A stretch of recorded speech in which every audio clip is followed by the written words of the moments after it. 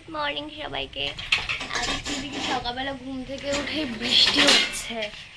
মা এখানে দেখো, মানে কালকে সময় হয় না, মেনলি কালকেই সমস্ত বাসনগুলো মাজে, কিন্তু কালকে যদি সময় হয় না ফুটো বাটার কারণে, সেই জন্য মা এখন এতগুলো বাসন মাজছে। আর এইখানে এগুলো মেজে ধুয়ে রেখেছে। তারপরে বিকালবেলা আমি আর বাবা গেছিলাম পালবাড়িতে ঠাকুরটাকে দিয়ে আসতে, আর এখানে সিংহাসন থেকে বাবাই ঠাকুরটাকে বার করেছিল। হাই গাইজ, আমার আর একটা ছুটি কইবা। আমি ঘুম থেকে উঠে পড়েছি, আর মা এখানে যাচ্ছে কিছু জনকে এখনো বাকি আছে নেমন্তন্ন করা তাদেরকে। আর আজকে আমরা যাচ্ছি ঠাকুরকে পালবাড়িতে ধুয়াতে। তো চলো। বাবা শুধু সিংহাসন থেকে ঠাকুরটাকে নিয়ে সিঁড়ি অবধি নামিয়েছিল, বাকিটা টোটোতে আমিই নিয়ে গেছিলাম। আর পালবাড়িতে গিয়ে তো আমাদেরকে 5 মিনিট মতো দাঁড়িয়ে থাকতে হয়েছিল, কারণ পাল মশাই ছিল না, তো আবার বাড়িতে ঢুকে তাকে ডাকতে হলো। আর এখানে ঠাকুরের গায়ে যে সমস্ত গহনা ছিল, যেমন মুকুট, সোনার টিপ, বেলপাতা, সেগুলোকে খুলে দেওয়া হলো। প্যান্ডেল, আর এই প্যান্ডেলের জলটা যেটা জমেছে, আপনারা জানেন এটা কত টেস্টি, জলটা খেয়ে দেখবেন। এখন আমি সবে ভিডিও করে উঠলাম, আর ওখান থেকে এত সুন্দর হাওয়া দিচ্ছে কি বলবো গাইজ। বৃষ্টি পড়ছিল বলে প্যান্ডেল করতে ওদের একটুখানি অসুবিধা হচ্ছিল, বাট তবুও দেখো কত সুন্দর প্যান্ডেলটা করছে। আর দরজাতে একটুখানি প্রবলেম হচ্ছিল বলে শঙ্কর জ্যাঠা এসেছিল ঠিক করে দিতে। আর বিকালবেলা তো ঘুম থেকে উঠে একটা ভীষণ মজাদার একটা কাণ্ড দেখতে পেলাম। অ্যাকচুয়ালি মা আমার সমস্ত পুতুলগুলোকে কেচে রোদে শুকাতে দিয়েছিল, আর সিংহটা শুকিয়ে গেছিল আর তোলা হয়নি, তাই ব্যালকানিতেই রেখে দিয়েছিল। আর বাদররা মানে সিংহতে এত ভয় পায়, ওরা ভাবছে যে এটা সত্যিকারের সিংহ, তাই এই বাদরটা সহ মানে অন্যান্য ছোট ছোট বাদরও থেকে শুরু করে বড় বাদরও এটাকে দেখে ভয় পালিয়ে গেছে, কিন্তু এই বাদরটা বারবার উকি মেরে দেখছে যেটা সত্যিকারের বাদর মানে সিংহ কিনা। ডু ইউ নো গাইজ, আমি লাইক অ্যারাউন্ড 1 মাস ধরে ফুচকা খাইনি। আমি তো ভিডিওটা করতে দাও আমাকে পিসফুলি। যাই হোক, দিদা কথা বলছে বোঝেনি, আমি ভিডিও স্টার্ট করে দিয়েছি।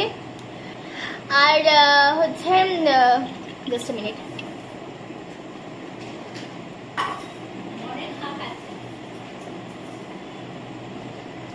হোয়াটএভার। এই লাইটটা আমি জ্বালাইনি, জ্বালাতে ভুলে গেছি, কারণ ফুচকাতে অনেকে বলছিল যে ফুচকা খেলে এই হয় ওই হয়, বাট আমি নিজেকে আর কন্ট্রোল করতে পারিনি। কারণ তোমাদের মনে আছে আমি মামাদের বাড়িতে একটা ভিডিও দিয়েছিলাম, আমার ফুচকার প্রতি টানটা কমে গেছে। আমার ওইসব শুনে সত্যি ফুচকার প্রতি টানটা কমে গেছিল, বাট আমি আর নিজেকে কন্ট্রোল করতে পারিনি।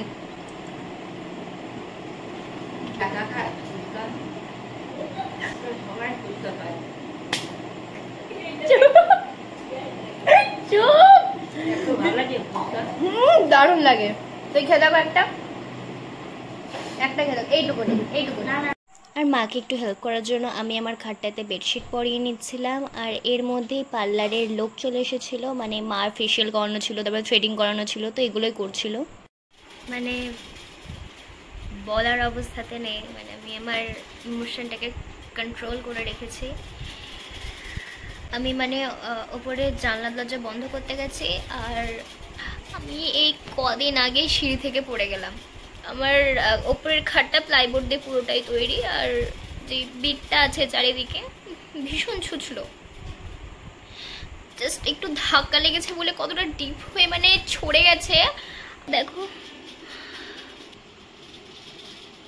এই জায়গাটা আরেকটু হলে পুরো আমি এখন শুধু বরফ লাগাচ্ছি, বরফটা ভালো করে দেবো যাতে ব্যথা না হয়। এটা হচ্ছে লোকনাথ পুজোর আগের দিন, মানে শনিবার। আমি এখন হচ্ছে মেহেন্দি, আর মেহেন্দি দেখে হাতটা দেখে আমার কত সুন্দর লাগে, খুব সুন্দর হয়েছে। আমি অতটা দিদির মতো অতটা ভালো পারি না, কারণ আমি আগের বছর থেকেই একা একা করছি, আস্তে আস্তে হাতটা ঠিক হবে।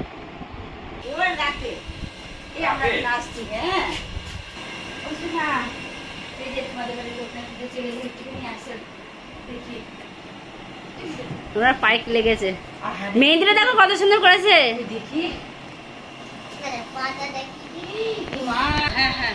ধাক্কা লেগে ছড়ে গেছে কালকে রাতে।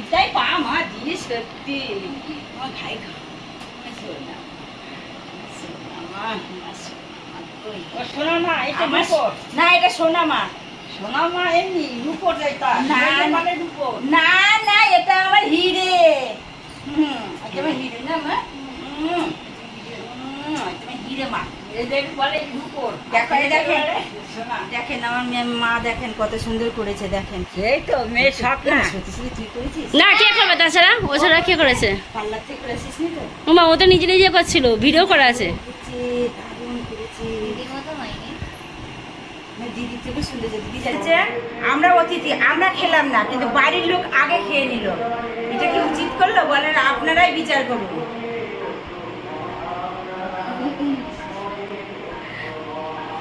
আর এইখানে সমস্ত সবজিগুলো এনে রেখে দেওয়া হয়েছিল, কারণ গরমে না হলে নষ্ট হয়ে যাবে, তাই পাখার তলায় রেখে দেওয়া হয়েছিল।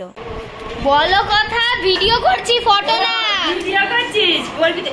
এখন আমরা এখন গন্ডে ফিন্ডে গিললাম দিয়ে এবার এখন যাচ্ছি শুতে। যেহেতু আমরা অতিথি, এসি ছাড়া শুই না, ওই জন্য এখন এসি চালিয়ে শুয়ে পড়বো। কি বলবো গাইস, বড়লোক মানুষেরা সবাই। যাই হোক, এখন আমি গাইস এসেছি যখন সুইটিদের ধ্বংস করে যায়। চুপ। আমি এইটা করেছি যেটা বাজে হয়েছে, আর এইটা ফুটেছে একটু একটু, কালকে আরো ফুটবে।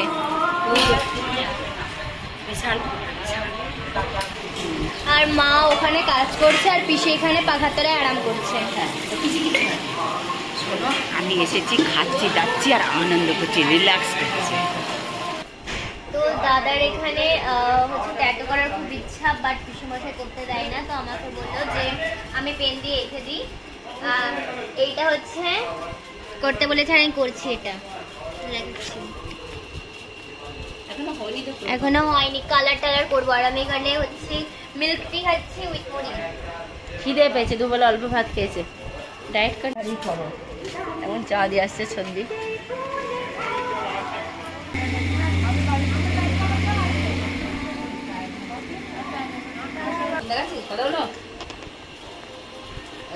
এই যে আর্ট শিল্পী আঁকা নিচ্ছে।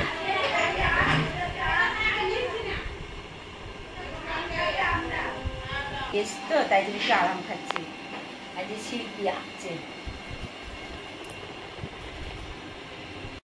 আর এই যে দাদার কথা মতো আমি ওই পেন দিয়ে বোলানোর মানে ট্যাটুটার ওপরে ভালো করে মেহেন্দি দিয়ে ডিজাইন করে দিয়েছিলাম।